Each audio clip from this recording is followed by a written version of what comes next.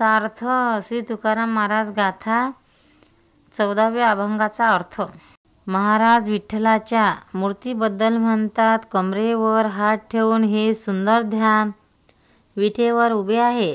देवाने गळ्यात तुळशीचा हार घातलेला आहे, पितांबर नेसलेला आहे। मला हे ध्यान निरंतर आवडते। त्यांच्या कानामध्ये मकराकृती कुंडले तळपत आहेत आणि कंठात कस्तुमणी विराजित आहे। हे श्रीमुख मी आवडीने पाहत राहीन। माझ्या दृष्टीने तर हे सर्वात श्रेष्ठ सुख आहे। सार्थ श्री तुकाराम महाराज गाथा अभंग 15वा अर्थ। तुकाराम महाराज विठ्ठलाला म्हणतात, हे माझ्या सोयऱ्या रुक्मिणीपते, माझे डोळे नित्य तुझ्या मूर्तीवर जडलेले असोत। तुझे रूप किती गोड आहे, तुझे नाम किती गोड आहे। मला सर्व काळ प्रेम दे रे विठ्ठला रे। हे माऊली, तू माझ्या हृदयात संचरून राहशील, हाच वर मला दे। मी आणखी काही मागत नाही, तुझ्या पायी सर्व सुख आहे। सार्थ तुकाराम महाराज गाथा अभंग 16वा अर्थ।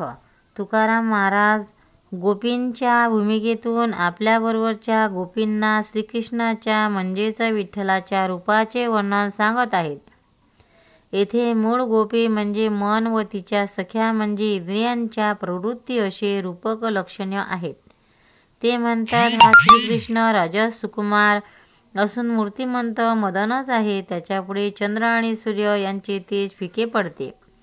त्याने कपाळावर कस्तुरीचा लेप लावलेला आहे, अंगाला चंदनाची उटी लावलेली आहे। त्याच्या कंठामध्ये वैजयंती माळ रुडत आहे। मुकुट आणि कुंडले त्यांनी त्यांचे मुख फारच शोभत आहे। शुद्ध सुखानेच जणू ते घडविले आहेत असे वाटते। त्याने सोन्याची नक्षी असलेला पितांबर नेसला असून पाटोळा पद्धतीने उपरणे घातले आहे। बायांनो, असा हा घननीळ सावळा कृष्ण आहे। अहो, तुम्ही जर सगळ्या जणी बाजूला व्हाना, तुम्ही आड नका येऊ, मला त्याला पहावेसे वाटते। माझ्या जीवाला अगदी धीर नाही। सार्थ तुकाराम महाराज गाथा अभंग 17वा अर्थ।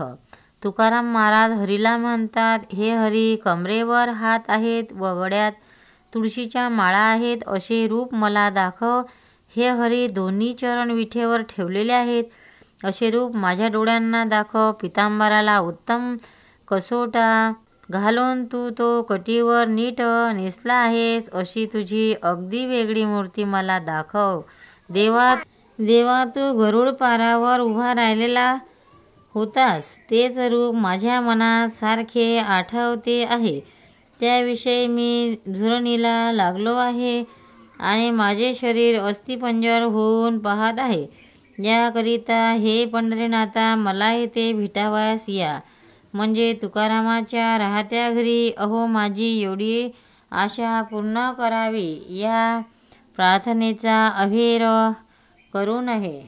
तुकाराम महाराज की जय। भक्तांनो, व्हिडिओ आवडल्यास व्हिडिओला लाईक करा, शेअर करा, सबस्क्राईब करा, तसेच बाजूला असलेल्या बेलवर क्लिक करा, म्हणजे याच्यापुढील सर्व व्हिडिओ तुम्हाला सर्वात आधी मिळत जातील। जय श्री कृष्ण।